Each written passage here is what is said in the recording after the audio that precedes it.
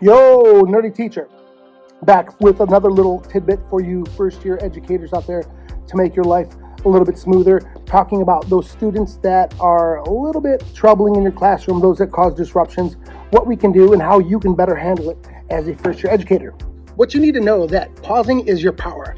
Now, your nervous system is going to set the tone for the classroom.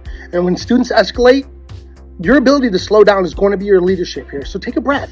Unclench your jaws and lower your voice instead of raising it. Children are always going to borrow from our regulation before they even learn to use their own. So that's really important. And the communication that you have with your students is important, especially with early elementary children. If a child talks back a lot, they just may feel powerless in your classroom. And if they refuse to work, they may be ashamed because they just aren't sure of the content. If you have a student that disrupts constantly, they're probably seeking connections. And if you have a student that just melts down constantly, well, they're going to lack coping tools, which we need to take time and address those with them. It's not defiance all the time. Usually with these younger kids, it's underdeveloped skills. Respond. Don't react. Your reactions are emotional, but your responses are going to be intentional. A reaction says something like, "You're being disrespectful." But a response says, "I see you're having a hard time. Let's reset." You can be firm and calm at the same time, friends. Your authority needs to come with stability. Continue to make private connections, right? Instead of public battles.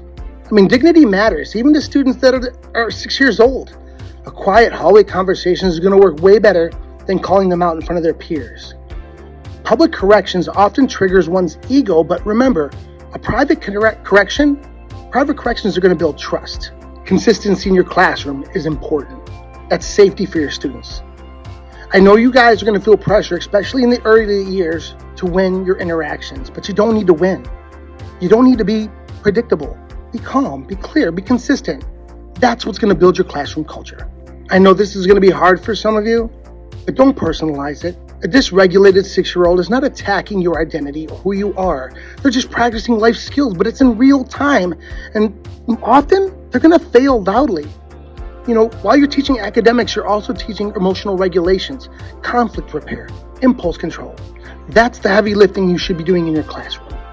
Repairing what's happening, that matters more than perfection. If you react, repair it. You're going to be wrong. And when you show your students that you're human as well, that's going to connect with them. Hey, I raised my voice earlier. That wasn't my best moment. Let's try again.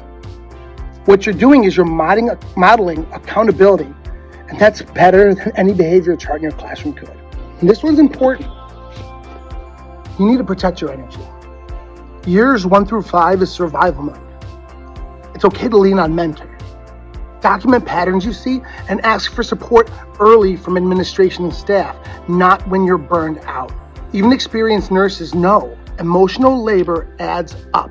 Teaching's no different. So, you're not failing because your classroom feels messy. You're growing because you care emotionally enough to reflect. The fact that you're asking how to pause instead of react, that's a sign that you're going to be a good teacher. So keep it up. If you have any other questions that you want me to address or situations you want to talk about, just email me or drop a message or a comment below. Until next time, keep yourself safe. Goodbye.